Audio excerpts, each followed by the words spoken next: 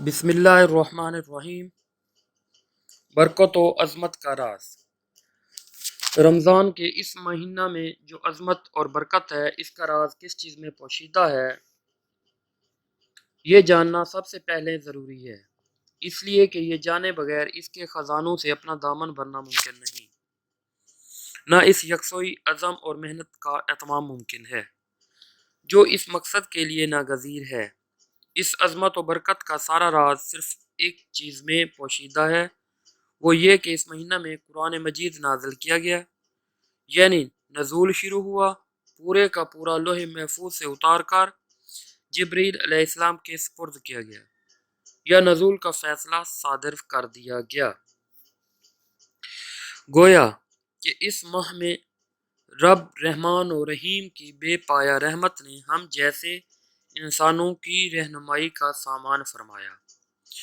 اس کی حکمت لامتناہی نے ہمارے سوچ اور عمل کی صحیح راہیں روشن کی، صحیح اور غلط کو پرکھنے کے لیے وہ کسوٹی عطا کی جو غلطی اور تغیر و تبدل سے پاک ہے۔ یہ اس وقت ہوا جب رمضان کی ایک صبح سحر کے وقت کلام الہی کی پہلی کرن نے قلب محمدی کو منور کر دیا۔ یعنی بات یہ نہیں ہے کہ رمضان کا مہینہ اس لیے مبارک ہوا کہ اس میں روزے رکھے جاتے ہیں اور تلاوت قرآن کا اہتمام ہوتا ہے، نہیں، بلکہ بات یوں ہے کہ روزوں اور تلاوت قرآن کے لیے اس ماہ کا انتخاب اس لیے ہوا کہ نزول قرآن کے عظیم الشان اور منفرد و بے مثال واقعے کی وجہ سے یہ مہینہ پہلے ہی عظیم اور جلیل القدر ہو چکا تھا۔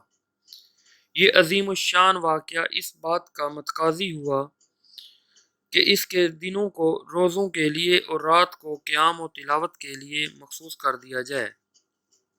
اللہ تعالیٰ نے اس بات کو یوں اشعار فرمایا ہے، سورۃ البقرہ آیت نمبر 185، جس کا ترجمہ یوں ہے، رمضان ہی وہ مہینہ ہے جس میں قرآن نازل کیا گیا، جو سارے انسانوں کے لیے سرتا سر ہدایت ہے اور ایسی واضح تعلیمات پر مشتمل ہے جو راہ راست دکھانے والی اور حق و باطل کا فرق کھول کر رکھ دینے والی ہے۔ لہٰذا جو شخص اس مہینہ کو پائے، لازم ہے کہ وہ اس میں روزے رکھے۔ نعمت قرآن۔ قرآن مجید اللہ تعالیٰ کی نعمتوں میں سے سب سے اعلیٰ اور بے مثل نعمت ہے اور اس کی رحمتوں میں سب سے بڑی رحمت۔ اس کا نزول تاریخ انسانی کا سب سے عظیم واقعہ ہے اور اللہ تعالیٰ کی بے پایہ رحمت کے جوش و خروش کا اس دنیا میں سب سے بڑا ظہور۔ اسی لیے تو اس نے فرمایا، الرحمن علم القرآن، وہ بے انتہا رحم والا ہے جس نے قرآن کی تعلیم دی، اور تنزیل من الرحمن الرحیم، اتارا گیا ہے بے انتہا رحم والے اور بے انتہا رحم کرنے والے کی طرف سے۔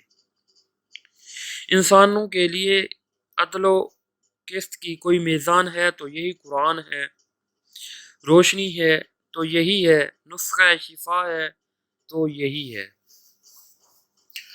ویسے تو ہمارے اوپر اللہ تعالیٰ کی نعمتیں بے حد بے حساب ہیں، ہم ہر لمحہ دونوں ہاتھوں سے ان نعمتوں کے خزانے لوٹ رہے ہیں، لیکن دنیا کی ہر نعمت بس اسی وقت تک ہماری ہے جس وقت تک سانس آ رہی ہے اور جا رہی ہے۔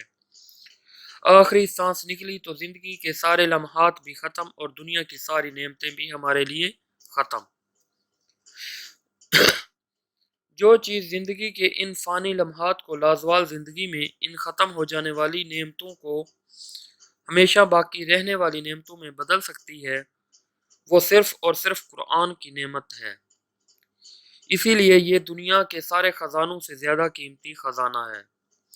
اسی لیے جس رات یہ نازل کیا گیا اس کو لیلۃ مبارک اور لیلۃ القدر فرمایا، اور جہاں جہاں اس کے اتارے جانے کا ذکر فرمایا، اکثر اس کا رشتہ اپنی رحمت، بار بار کی جانے والی رحمت، اپنی بے پایہ حکمت اور اپنی بے پناہ قوت کے ساتھ جوڑا۔ پھر اسی لیے رمضان کے اختتام پر جشن عید منانے کو کہا کہ یہ مہینہ نزول قرآن کی سالگرہ کا مہینہ ہے۔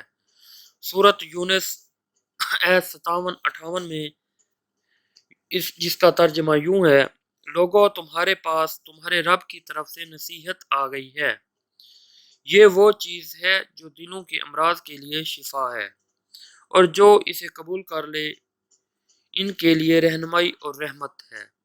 اے نبی صلی اللہ علیہ وآلہ وسلم، کہو کہ یہ اللہ کا